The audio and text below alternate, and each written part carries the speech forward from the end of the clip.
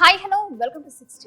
Kolkata junior resident వైద్యురాలి అత్యాచారణ ఘటనపై కళ్ళు బయలు కమ్మే వాస్తవాలు వెలుగులోకి వస్తున్నాయి. బాధితురాలు నరక యాతన అనుభవించి చనిపోయినట్టు పోస్ట్ మార్టం నివేదిక స్పష్టం చేసింది. ప్రాణాలు పోయే ముందు ఆమెను ఎన్ని చిత్రహింసలకు గురి చేశారనేది బయటపడింది. పోస్ట్ మార్టం నివేదికపై చర్చ జరుగుతుండగా మరిన్ని వాస్తవాలు వెలుగు చూశాయి. వైద్యురాలిని గొంతు నులిమి ఊపిరాడకుండా చేసి చంపినట్టుగా వెల్లడైంది. మర్మాంగం చిదిలమయ్యేలా అత్యంత కిరాతకంగా కామాంధుడు ప్రవర్తించినట్టు రిపోర్ట్ స్పష్టం చేసింది. బాధితురాలు శరీరంపై మొత్తం 14 గాయాలుండగా ముఖం, తల, మెడ, చేతులు, ప్రైవేట్ పార్ట్స్ లో చాలా చోట్ల గాయాలు గుర్తులున్నాయని పోస్ట్ మార్టం నివేదిక బహిరంగతం చేసింది. సాయం కోసం అరవకుండా నోరు నొక్కి గొంతు నులిమి విలవిలలాడిపోయేలా చేసి ప్రాణాలు తీసినట్టు నివేదికలో వెల్లడైంది. దీని వల్ల థైరాయిడ్ పార్ట్స్ విరిగిపోయింది. ఇది ఖచ్చితంగా హత్యేనని, ఊపిరితిత్తుల నుంచి తీవ్ర రక్తస్రావమై పలు చోట్ల రక్తం గడ్డ కట్టుకుపోయిందని తెలిపింది. అయితే శరీరంలోని ఎముకలు ఎక్కడ ఫ్రాక్చర్స్ కాలేదని మాత్రం వివరించింది. రక్త నమూనాలతో పాటు శరీరంలో గుర్తించిన ఇతరాత్ర ఫ్లూయిడ్లను ఫోరెన్సిక్ విశ్లేషణకు పంపారు. ఇక ఈ కేసులో అరెస్ట్ అయిన ప్రధాన నిందితుడు సంజయ్ రాయ్ కు వ్యతిరేకంగా ఆదివారం మరిన్ని ఆధారాలను సేకరించాయి. బాధితురాలు గోళ్లలో ఉన్న చర్మం, రక్తం నమూనాలు అతడి డిఎన్ఏతో సరిపోయినట్టు సీనియర్ పోలీస్ అధికారి తెలిపారు.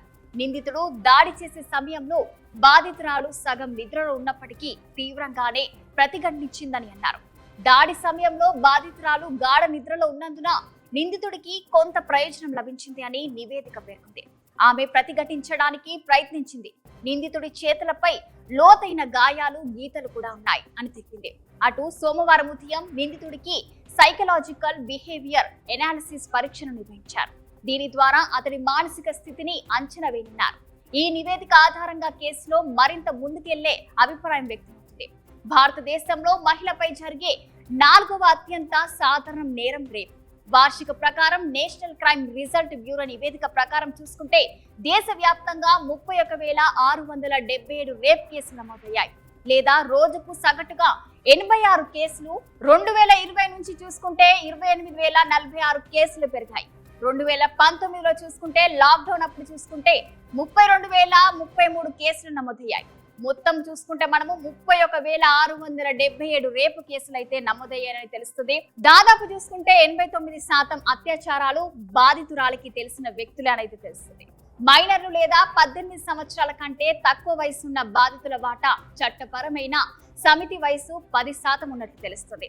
ఇలాంటి కేసులు అయితే మనకు రోజు రోజుకి అయితే పెరుగుతున్నాయి.